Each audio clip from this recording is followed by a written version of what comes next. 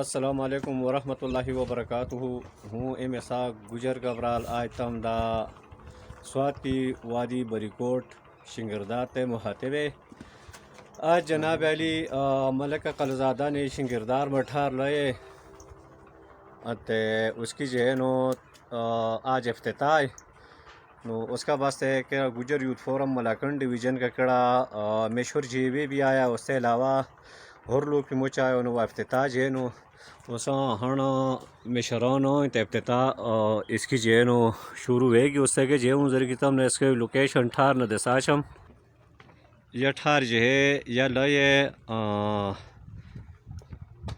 نو اس کی جو ہے نو افتتاح ہوئے گی نمی انشاءاللہ العزیز استقاط جو ہے نو اس کو کم شروع ہوئے گو. یہ ٹوٹل ٹھار جکڑی ہے 7,500 فٹ ہے تو ماشاءاللہ مجھ زبردست ایک نظارہ ہے بالکل ڈاکو جکڑے اس کی ایک لمحہ ہے. جناب علی یہ مشران جینو افتتاح کا واسطے روانے جو حاجی جلات ریاض ناظم رحمت الدین صدیقی. وعلیکم السلام ناظم صاحب. وعلیکم السلام جی. یہ مشہور جکڑ ہیں یہ افتتاح کا واسطے آیا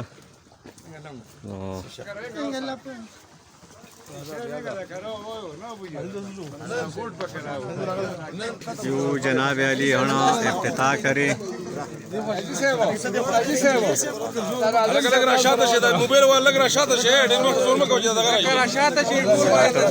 ہے، فضل الرحمان صاحب ہے، جلات حاجی ہے،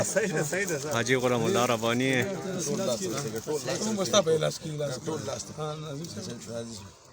بسم اللہ الرحمن الرحیم. بسم اللہ وعلی توکل. جزاک اللہ جی مہربان. یا افتتاح کر سے استقاط جو ہے دعا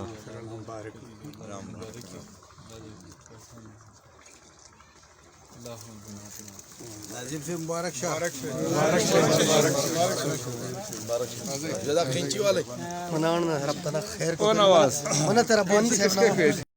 ناظم صاحب ٹوٹل جیس عمرہ دے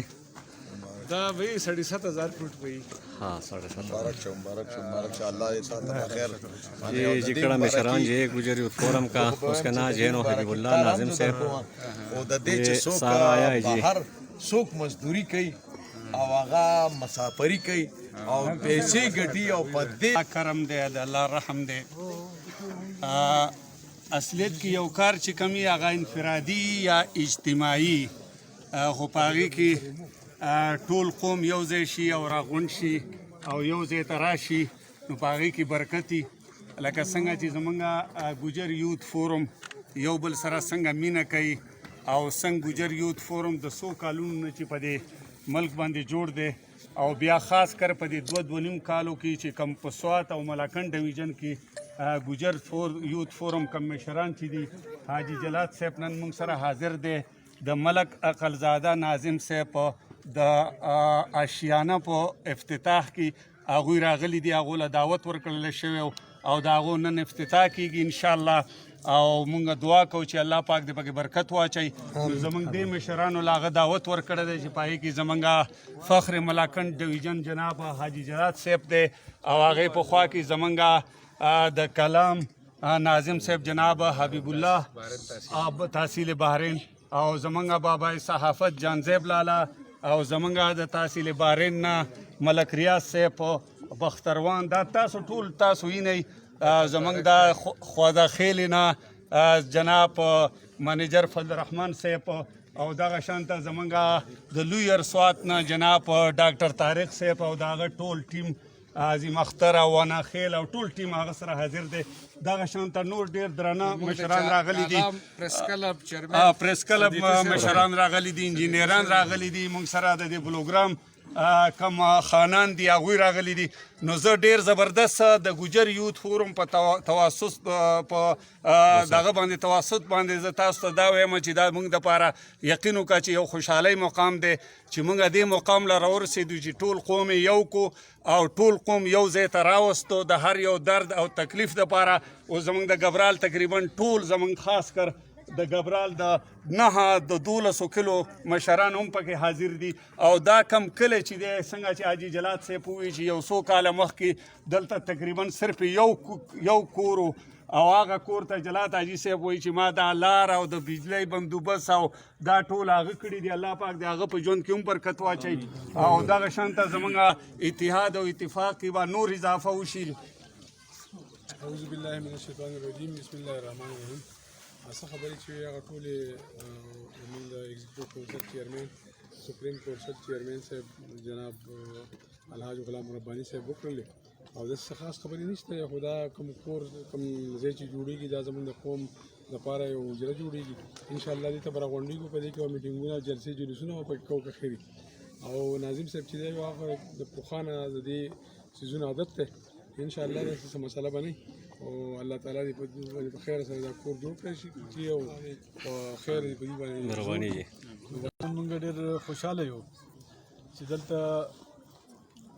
غلام الله حاجي صاحب او جلات حاجي صاحب او داسې نور مشران هم راجمع شوي دي دا یو بانه جوړ شو نو دې ځای کې موږ د بریکوټ وینا په مقام باندې موږ ملک اقلزاده صاحب کور افتتاح په مقام باندې دا ټول مشران جمع شوي دي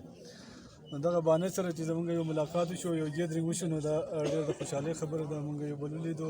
ګپ شپ مو لګو او د دې کور افتتاح دپاره موږ دلته جمع شوي او دې دپاره دعا کوو چې الله رب العالمین دې کې برکت واچوي ډېر په اسانه طریقه سره. د ټول نه مخکې زه د حاجي جلات ګجر صاحب د غلام الله رباني کوم چیرمن زموږ د ایگزیکټیو سپریم کونسل ملکن ډویژن دی زما د لوور سوات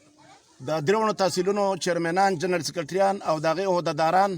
د اپر سوات فیل الرحمن صاحب د کالام ګبرال اتروړ اوشو د تحصیل بحرین نه چې کوم زموږ د ګجر قام رونه دلته کې نن راغلي دي او د عقلزاده ګجر ناظم صاحب په دې پلاټ کې ولاړ دي او د هغه به خوشحالي به نن هغه خوشحالي به نه وایي منګه ګوجر فارم لوور سوات دغه د پلاټ په افتتاح باندې نن ملک عقلزاده صاحب ته خیري تحسین پیش کوو او څنګه چې نن موږ دلته کې ټول راغلي یو نو په کار موږ له هم دغه شانتې ده چې زموږ د ګوجر رور یو دغه شانتې خوشحالي راځي یا الله دې غم نه راولي د چا غم راځي چې موږ ټول دغه شانتې مشترکه طور باندې ولاړ یو نو مطلب دا چې زموږ هغه اتفاق او اتحاد به ښه نور هم ډېرېږي او مطلب دا چې زموږ به د یو بل سره هغه لیدل کتل هم چې دی نو هغه به ورسره کېږي. ګوجر فارم چې دی نو هغه په ملکن ډویژن کونسل په چیرمن غلام الله رباني ګجر صاحب باندې د مکمل اعتماد اظهار کوم. ډېره مهرباني والسلام. خپل د ټول قدردان میلمانه چې زما د تحصیل بحرین ناظم صاحب حبیب الله او دغه سره راغلي ملګري صدیقي صاحب دغه نور ملګري هغې شکریه ادا کوم. زه د اپر سوات نه راغلی زموږ ګوجر یوت فورم چیرمین منیجر فضلالرحمن صاحب او دغه د ټیم د ملګرو او زه د لور سوات چیرمین ډاکټر طارق صاحب چیرمین ګوجر یوت فورم دغه د ټیم دغه د ملګرو شکریه ادا کوم او زه د ایگزیکټیو کونسل ملکن ډویژن چیرمن الحاج غلام الله رباني صاحب هغه او د زه د لیاکوټ نه زمونږ د ویلیج کونسل ناظم ملک ریاض صاحب او دغسې زمونږ کونسلر د ګبرال نه حاجي دوا خان صاحب او زه د خپل د تره ملک حضرت ولی صاحب او داسې زما چې نور څومره میلمانه راغلي دي او خصوصا د دې محلې د حضرت سید هغه زه شکریه ادا کوم. د دې محلې زمونږ مشر دی او د دې محلې او سره زه د حاجي جلات خان صاحب زمونږ د ډویژن رهنما دی زه هغه شکریه ادا کوم چې دلته راغلي دي زما خواله او دا ما سره دي مینه وه خلوص وه ځکه یې راله نو زه د دې خو زه دلته چې راغلي څونه میلمانه دي د هغوی زموږ ځوانان ګجر زلمي د هغوی ټولو شکریه ادا کوم اور استقاد ہوں ایک دو گال گجری پہ کہہ چڑوں گو تانچہ یو اعزاز گبرال داسیلے یو اعزاز گبرال داسیلے چے گجری جیب گبرال نے جیتی رکھی ہے نو اس موقع پہ ہوں گبرال کا لائکوٹ کا کوستان کو کتنا قوم چے ان ہوں بار کی دی میں جو ان کڑے ترے جیب ہے ایک جیب ان کڑے گجری ہے جو ان کڑے پستو ہے جو ان کڑے کوستانی ہے اس کی وجہ یہ ہے کہ حبیب اللہ ناظم آج مہارا ناڑ اس محفل میں کھڑوئی نو یوں مہارا ناڑ